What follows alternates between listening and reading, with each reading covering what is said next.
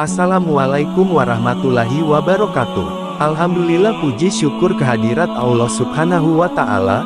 Sholawat dan salam semoga tetap selalu tercurah kepada junjungan kita Nabi Muhammad Sallallahu Alaihi Wasallam. Para pemirsa yang budiman, selamat datang kembali di channel Gus Hasan Asyarif Official.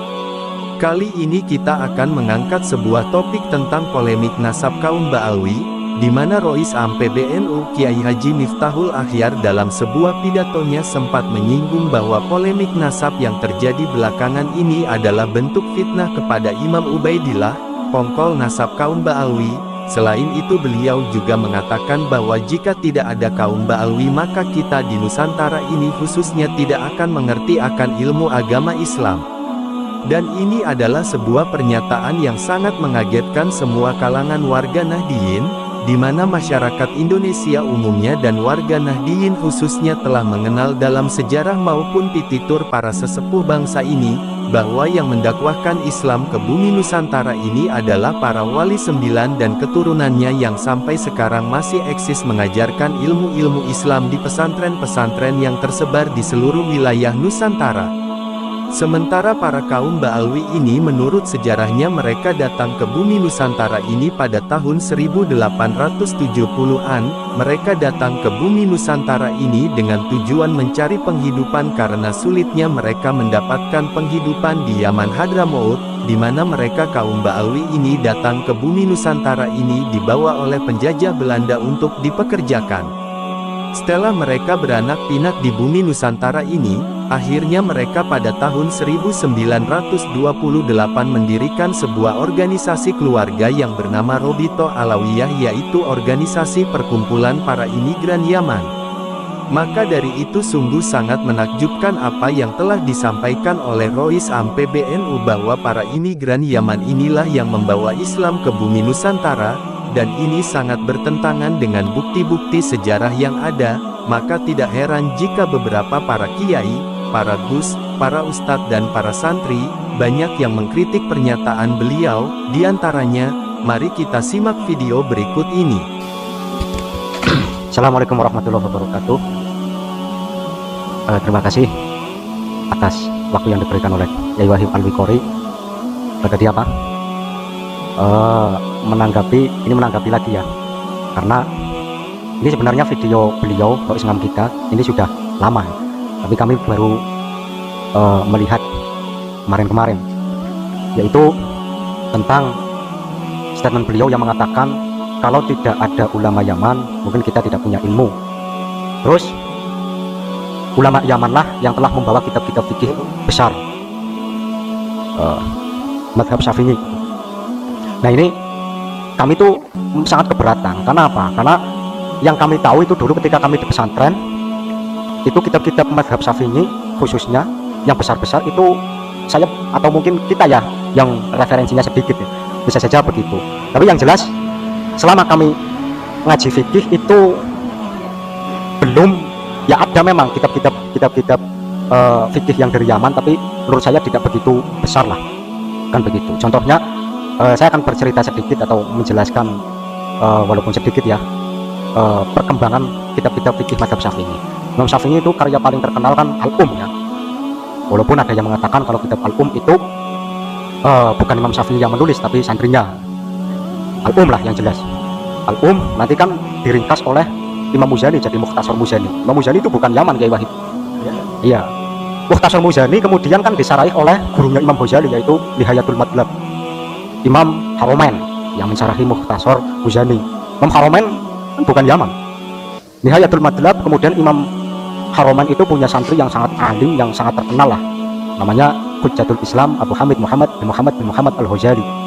Nah, Imam Ghazali meringkas Nihayatul Madlab menjadi Al-Wasit, terus diringkas lagi jadi Al-Basit dulu, Al-Basit terus Al-Wasit terus Al-Wajiz, Imam Ghazali. Terus nanti diringkas lagi sama Imam Rafi'i. Imam Rafi'i pun bukan Yaman, jadi Al-Mukharrar. Al-Mukharrar terus diringkas lagi oleh Imam Nawawi, Imam Abu Zakaria Yahya bin Syaraf An-Nawawi Ad-Dimashqi, Damaskus, Syria ya, Imam Nawawi.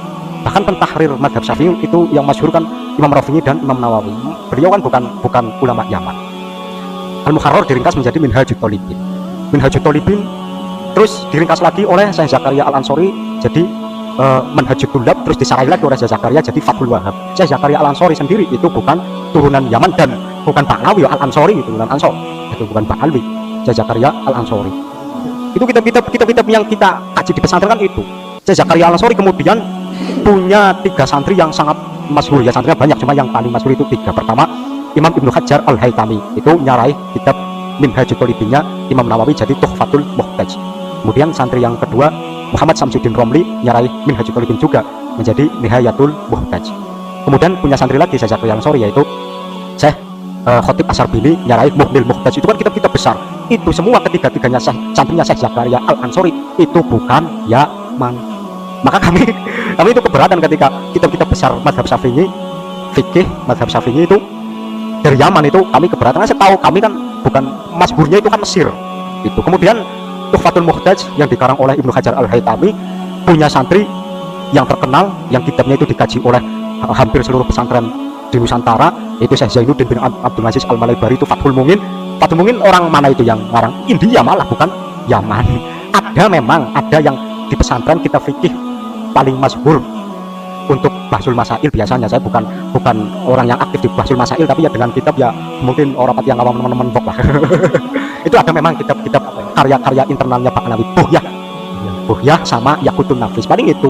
Tapi yang besar-besar yang menjadi rujukan utama mazhab Syafi'i era-era sekarang itu kan karyanya Ibnu Hajar Al-Haytami, karyanya Imam Nawawi, itu kan bukan Yaman kan. Iya, bahkan saya pernah dengar teman saya itu yang sering ikut bahsu kitab Buhyah itu dikeluarkan paling akhir.